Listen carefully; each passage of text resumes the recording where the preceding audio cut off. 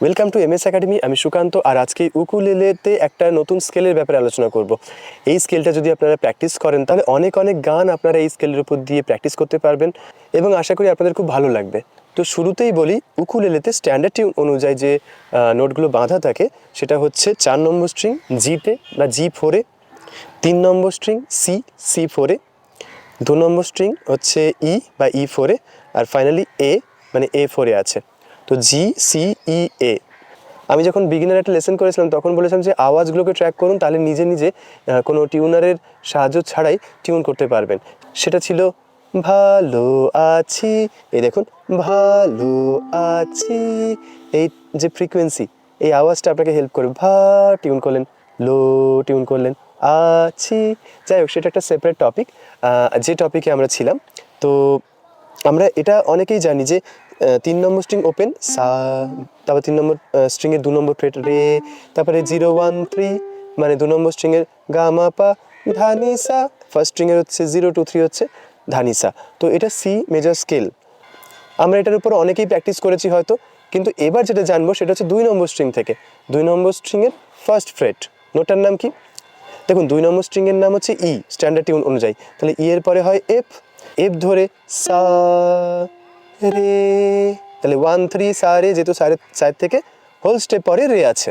ওকে, সা রে গা মা পা 0 1 3 গা মা পা, তারপর এখানে ধা নি সা, পায়ের থেকে 2 ঘর পরে ধা, তার হোল স্টেপ পরে নি, হাফ স্টেপ পরে সা। তাহলে ব্যাপারটা ভালো করে দেখাই, ভালো করে বুঝে নিন।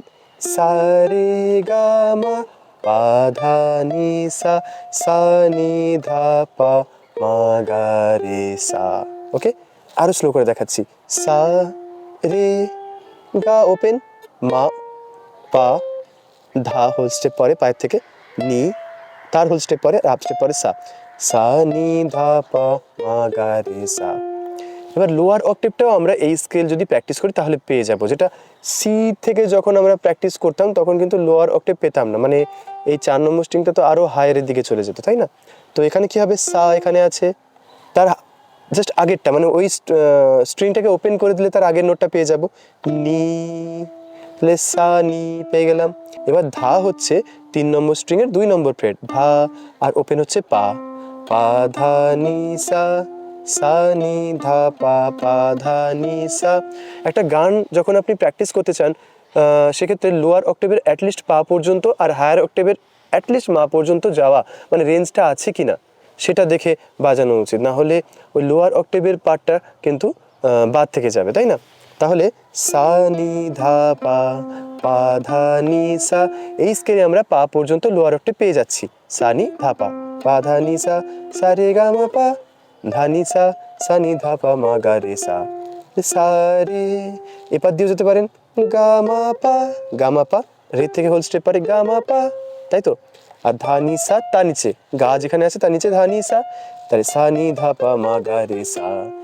এত কিছু দেখালাম কেন? এবার কিছু কিছু গান আছে যেগুলো প্র্যাকটিস করলে আপনাদের খুব সহজে চলনটা আর কি আপনারা বুঝতে পারবেন। যেমন ধরুন একটা গানের এক্সাম্পল দিই, সোহাগ চাঁদ বদনি ধ্বনি নাচো তো দেখি, সোহাগ চাঁদ বদনি ধ্বনি নাচো তো দেখি। দেখুন, সারে গা গা গা গা গা গা মা গা রে রে গা সারে, সোহাগ চাঁদ বদনি ধ্বনি নাচো তো দেখি, সারে গা গা গা গা গা গা মা গা রে রে গা সারে। এছাড়া বন্ধু 3 দিন একই টাইপের, বা হতে পারে পিন্দারে পলাশের বোন, পা পা পা পা ধা পা মা গা রে মা গা রে সা। এখন এরকম ফোক স্টাইলে যখন আপনারা বাজাতে চাইবেন কোনো গানকে, তখন এর সাথে একটা দারুণ টেকনিক ইউজ করে দিলে আরও ভালো লাগে, তাই না?